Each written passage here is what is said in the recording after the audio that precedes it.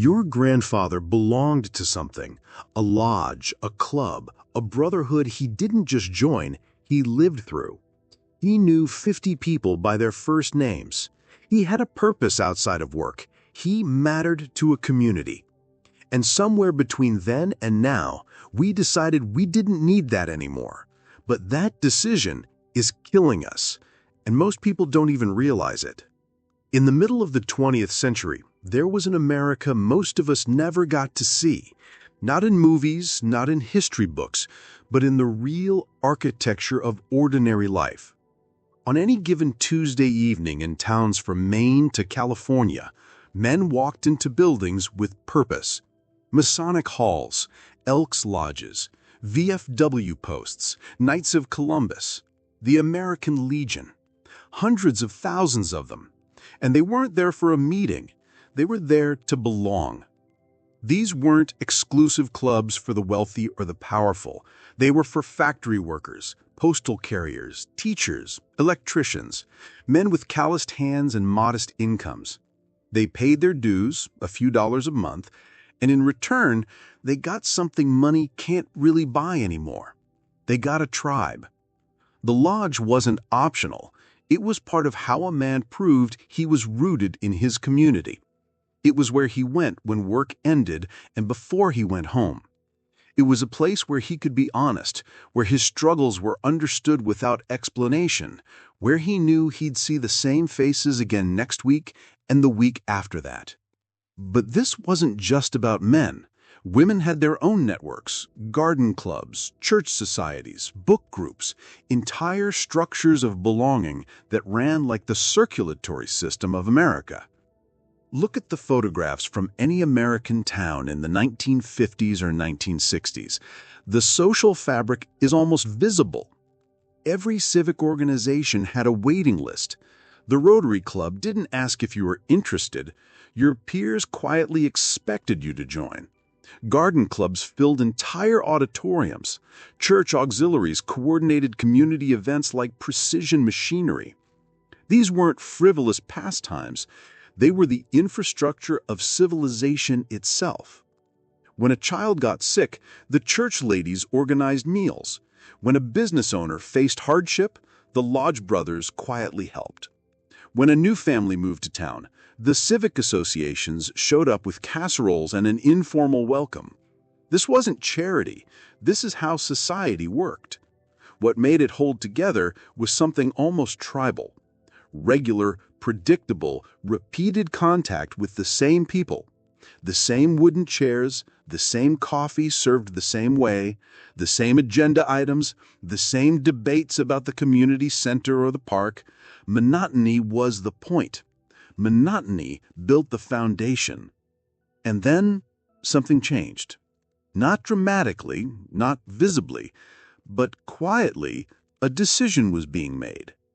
By the early 1970s, something was already breaking apart, and what's fascinating is that it broke so gradually that most people didn't notice it.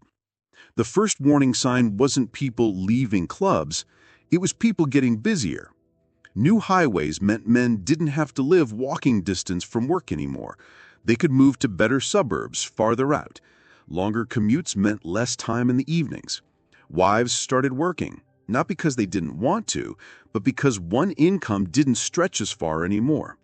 Suddenly, Tuesday night at the lodge competed with kids' soccer practice, with a second shift, with the simple exhaustion of double lives. But that's not the full story. Something deeper was shifting in the American mind. The post-war culture had valued stability, community roots, long-term commitment. But by the 70s, a new idea was rising. The idea that you could reinvent yourself.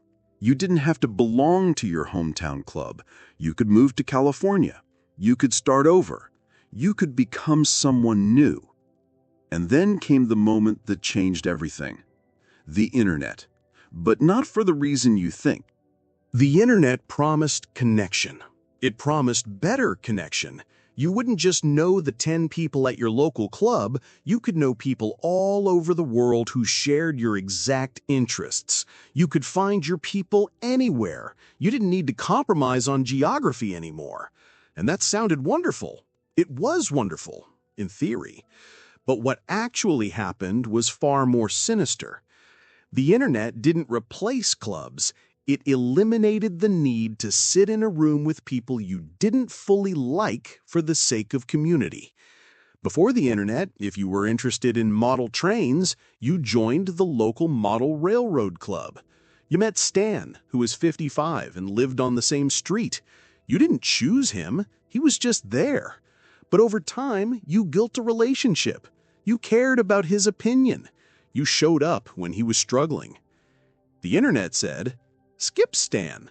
Find someone exactly like you in Oklahoma or Japan who's also obsessed with model trains. Have the conversation you want to have. Then close the window. That's what the internet sold us, and we bought it eagerly. What nobody predicted was how quickly that would evaporate the entire concept of showing up. By the early 2000s, civic organizations were already in free fall. The Rotary Club was aging, not refreshing. The Masonic lodges had waiting rooms nobody filled. The garden clubs couldn't recruit younger women. Not because the clubs were bad, but because the entire framework for why you join had collapsed. You no longer had to join something local, so why would you? And here's where it gets dark. Once we optimized belonging out of the system, loneliness didn't disappear. It exploded. The research is now undeniable. Rates of clinical loneliness among adults doubled between 1990 and 2020. Not sadness, not dissatisfaction, loneliness, the measurable physiological kind that damages your cardiovascular system as much as smoking. Young people, despite being more connected than any generation in history, report higher rates of feeling completely unknown and unseen than any previous generation. Here's the mechanism. Human beings weren't designed for choice-based connection. We were designed for default connection. Show up Tuesday night, see the same people. Over time, something builds that can't be replicated digitally. Vulnerability grows. Trust accumulates. You become known. But in the age of infinite choice, you never have to be known. You can curate your entire social experience. And the paradox is devastating. The more you curate, the more isolated you become. And the people who figured this out first were already making a fortune from it. The tech companies realized something critical. Loneliness is profitable. If you're lonely, you check your phone more. You refresh your feed. You like strangers' posts. You comment, hoping someone will notice you. Loneliness is engagement. So the algorithm didn't accidentally make us lonely. It optimized for loneliness. Feed you content designed to make you feel like you're missing out. Show you pictures of other people's communities to make you feel like an outsider. Recommend friends you might not actually like, but who will keep you scrolling. The old clubs required you to show up. The new internet required you to stay away. In a room, alone, refreshing endlessly.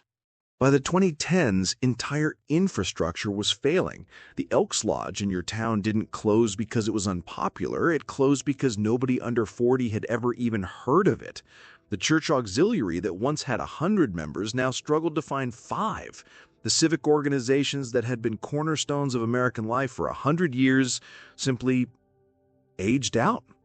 And because nobody was replacing them, younger generations never learned that belonging to a local community was even an option.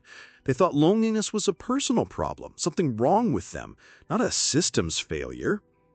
The cruelty of this: young people desperately want community. They post about it constantly. They form online groups called Lonely Hearts and Seeking Friends, but they don't know how to build it anymore. The traditional architecture was dismantled before they were born. What's happened to the remaining clubs is almost tragic. The ones that survive are largely full of aging men and women in their 60s and 70s, acutely aware that there will be no one to replace them. Many clubs have stopped even trying to recruit. They've accepted their obituary. But here's what's most significant. Nobody even talks about this loss. When a civic organization dies, we don't mourn it. We don't write about it. There's no funeral. The building gets repurposed or demolished. The history vanishes. But what actually dies with it is something invisible that was holding civilization together.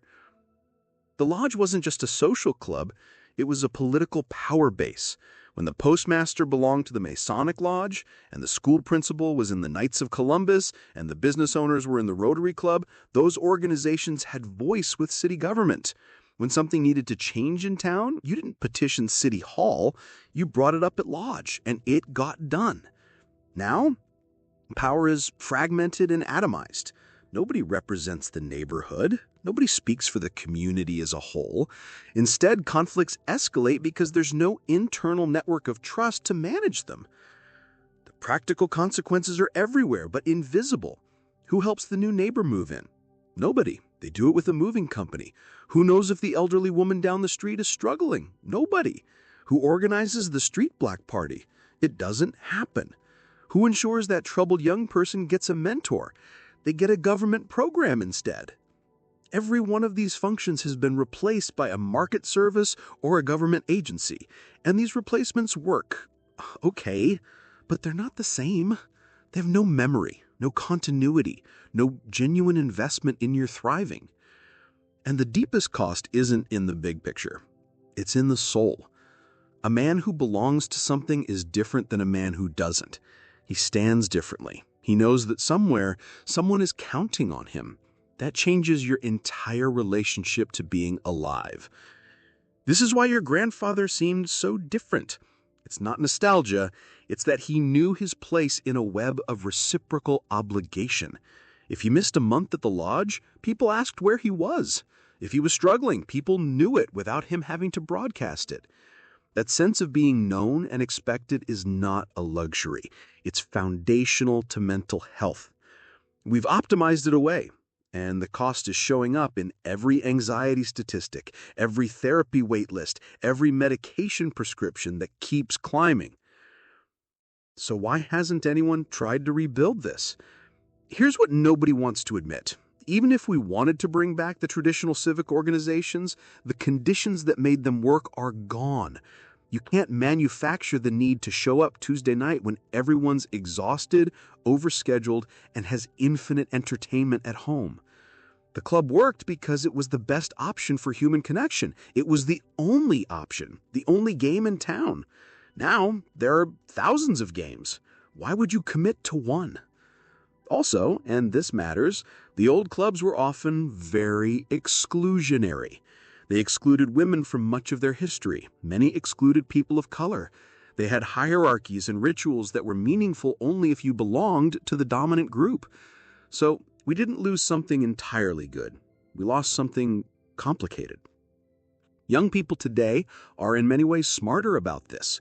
They're more inclusive. They're less willing to join something just because of tradition. But in gaining those values, they've also lost the discipline of showing up, the commitment to something outside of yourself. There's a generation gap here that's almost painful. Older Americans are baffled by young people's inability to commit to anything.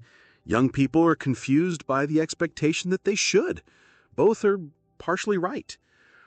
But there's something emerging. It's small.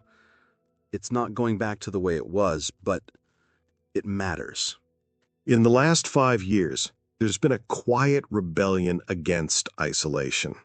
Not a return to the Civics Lodge. That ship has sailed. But something new.